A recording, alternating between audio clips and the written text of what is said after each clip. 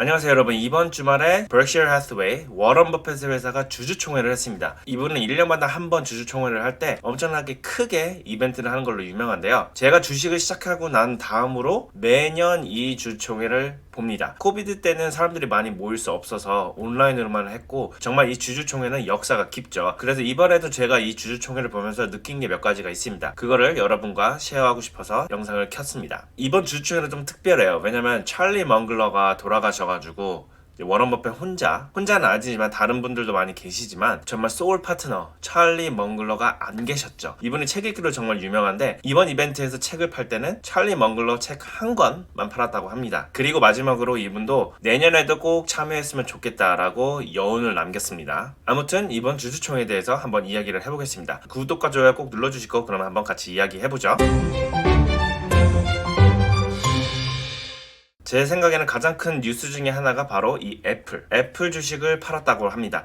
한 13% 정도 테이퍼 오프를 했는데 많은 사람들이 애플의 시대가 끝난 거 아니냐 막 이렇게 얘기를 하는 사람들도 많아요. 그런데 제 생각은 이래요. 이분이 애플을 판 이유가 딱 두 가지가 있는 것 같아요. 첫 번째는 바로 berkshire hathaway가 가장 주력 비즈니스가 바로 인슈런스 비즈니스예요. 이 주주총회에서 가장 이야기를 많이 했던 게 클라이밋 체인지와 인슈런스 프리미엄이 계속 올라갈 것이다 라고 이야기를 하거든요. 그만큼 날씨가 바뀔수록 토네이도며 스톰이며 많은 지역들이 이런 자연재해 때문에 타격을 받고 있다고 합니다. 그래서 가장 큰 주력인 인슈런스 컴퍼니가 가장 필요한 게 뭐겠어요? 바로 캐시입니다. 캐시가 필요하기 때문에 berkshire hathaway 입장에서는 지금 애플 포지션이 엄청나게 높기 때문에 그걸 팔아서 현금화하는 게 가장 현명하다고 생각해서 파신 것 같아요. 그리고 계속 이런 말들을 합니다. 인슈런스 비즈니스는 이 캐시가 많이 필요하다라고 이야기를 하고 있어요. 그리고 두 번째는 바로 텍스 때문에 그런 것 같습니다. 워런 버핏이 이런 얘기를 하세요. 텍스가 자기는 50%도 내보고 30몇 프로도 내보고 20몇 프로도 내봤지만 자기 생각에는 이제 더 가면서 코퍼레이트 텍스 가 많이 올라갈 것이다 라고 이야기를 하고 있어요. 지금 페드의 밸런스시트이 엄청나게 높기 때문에 이거를 테이퍼 다운 시키려면은 텍스를 더 걷어야 되는데 그건 바로 코퍼레이트 쪽에서 텍스를 많이 걷을 거라고 예상을 하고 있는 분위기시거든요. 그리고 지금 거버먼트가 스펜딩을 줄일 순 없잖아요. 그렇기 때문에 어디서라도 이 텍스를 걷어야 되는데 바로 코퍼레이트로 올 것이다 라고 예상을 하고 있으시기 때문에 지금 21%대 파는 게 훨씬 더 이익이지 나중에 가서 30% 40%까지 올라갔을 때 파는 것보다 훨씬 더 이익이다 라고 생각을 해서 13% 정도 테이퍼 오프를 한 것 같습니다. 하지만 그래도 berkshire의 포지션은 애플이 가장 큽니다. 그리고 이분이 그런 얘기를 해요.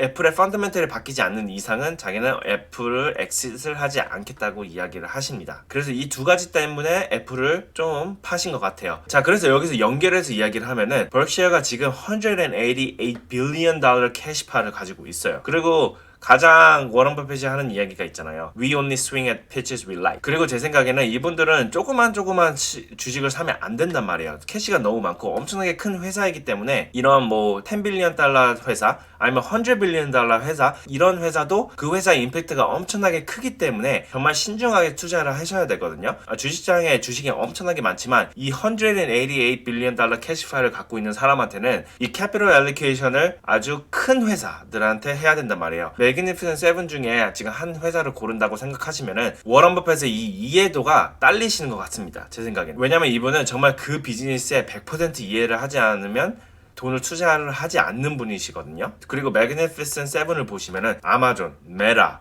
테슬라, 엔비디아, 마이크로소프트, 넷플릭스, 그 다음에 애플 이렇게 있잖아요. 근데 그 중에서도 그나마 애플이 이분의 성향에 조금 맞기 때문에 바로 애플에 투자한 것 같습니다. 일단 밸런스시 좋죠? 그리고 B2C 비즈니스죠? 그리고 디비덴드 준단 말이에요. 그래서 최근에 사시는 게 막 오일 주식 이런 거 자신이 이해를 할 수 있는 것들만 사시기 때문에 제 생각에는 이 188 빌리언 캐시 파일이 크게 움직일 것 같진 않습니다. 더 오르면 올랐지. 또 전에 말했듯이 지금 주력이 인슈런스 컴퍼니이기 때문에 인슈런스 컴퍼니는 많은 캐피털을 요구를 하죠. 그렇기 때문에 캐시를 많이 들고 계시는 것 같습니다. 그리고 다음 또 얘기하시는 게 이제 텍스를 많이 냈다라고 이야기를 하시죠. 그리고 여기서 워런 버핏이 하시는 말씀이 바로 페더럴 거버먼트는 우리가 뭐든 하는 곳에 fair share가 있다라고 이야기를 해요. 왜냐면 이렇게 좋은 아주 엄청난 나라를 만들었기 때문에 페더럴 거버먼트는 우리의 프로핏에 꼭 가지고 가야 된다라고 이야기를 하세요. 이분 정말 미국을 사랑하시는 분이신 것 같습니다. 매년 매년 주주총회를 보는데도 꼭 하나의 공통적이게 하는 말이 있어요. 미국은 정말 대단하다. 그리고 이분이 얘기하는 것은 이런 많은 큰 코퍼레이션이 텍스를 많이 내면은 많은 워킹 클래스 사람들이 인컴 텍스를 안 낼 수도 있다라고 이야기를 하십니다. 거기서 박수를 받는데 정말 캐피털리즘의 이해도가 엄청나신 것 같습니다. 그리고 질문 중에 아주 흥미로운 질문이 하나 나왔어요. 바로 테슬라에 대한 이야기입니다. 바로 테슬라가 셀프 드라이빙을 성공을 시키면은 버셔 해스웨이의 주력인 인슈런스 비즈니스가 안 좋아질 수 있지 않느냐라고 이야기를 해요. 이분이 바로 인슈런스 비즈니스의 핵심적인 인물이신데 간단하게 이런 얘기를 해요. FSD가 되려면 아직 먼 것 같다. 물론 테슬라가 지금 인슈런스 비즈니스로 들어오려고 하는데 유심히 테슬라를 보고 있다라고 이야기를 해요. 그리고 워런 버핏은 이런 얘기를 합니다. 물론 테슬라가 자율주행을 성공을 시키면은 진짜 소사이티,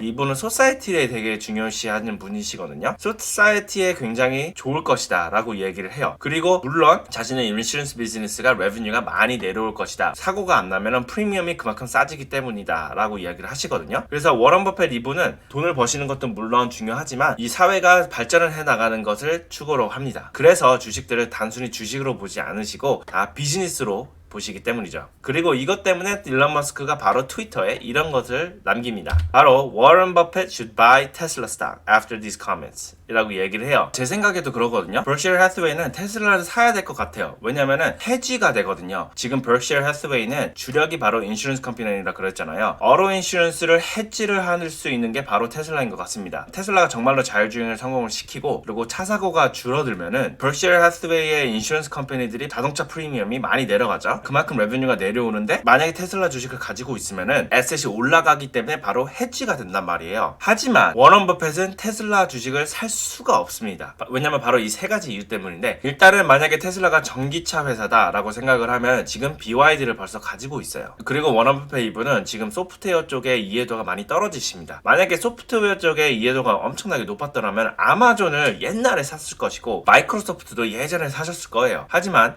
이 소프트웨어 쪽의 이해도가 좀 딸리시기 때문에 테슬라를 살 수가 없습니다. 그리고 두 번째는 바로 밸런스시트이 그렇게 워런 버핏이 좋아할 밸런스시트이 아니에요. 그리고 이 회사가 그냥 차를 만들고 파는 회사라고 생각하면은 굉장히 시즈널하거든요. 그런데 워런 버핏 이분은 시즈널한 회사를 그렇게 좋아하지 않습니다. 물론 오일도 시즈널하죠. 하지만 오일은 모든 사람이 필요하잖아요. 그런데 전기차는 모든 사람이 필요하진 않거든요. 그리고 마지막으로는 디비덴드를 안 줍니다. 자, 우리 워런 버핏 형님이 가장 좋아하는 거는 바로 디비덴드거든요. 코카콜라 디비덴드 보세요. 진짜 엄청나죠. 한 번 사갖고 안 팔아서 워런 버핏이 벌어들이는 디비덴이 코카콜라의 CEO가 받는 인컴보다 훨씬 더 높습니다. 그렇기 때문에 이 세 가지 때문에 절대로 워런 버핏 이분은 테슬라를 사지 않으실 겁니다. 하지만 워런 버핏이 만약에 돌아가시고 나서 이제 그레그가 테이크오버를 한다고 치고 이분은 조금 젊으시기 때문에 아마 테크 쪽에 이해도가 더 높으시겠죠. 그렇게 되면은 버셔 해스웨이가 테슬라를 살 수 있을 것 같아요. 하지만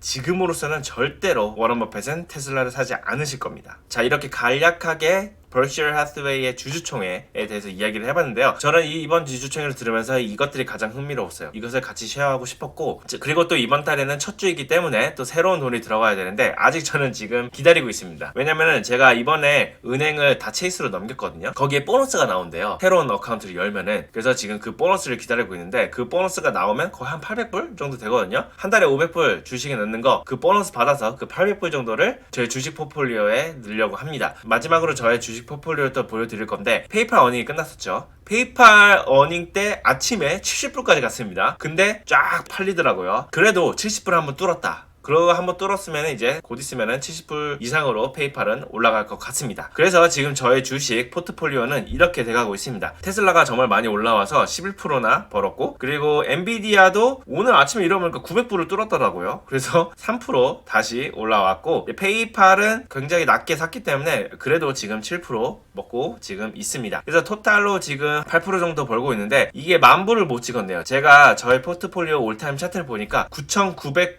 9,998불이었나? 막 이랬거든요. 10,000불을 넘기질 못했습니다. 아마 그래도 다음 달이면은 10,000불을 넘지 않을까 예상을 해봅니다. 그래서 여기까지 봐주신 건 정말 감사하고 구독과 좋아요 꼭 눌러주시고요. 그러면은 다음 시간에 뵐게요.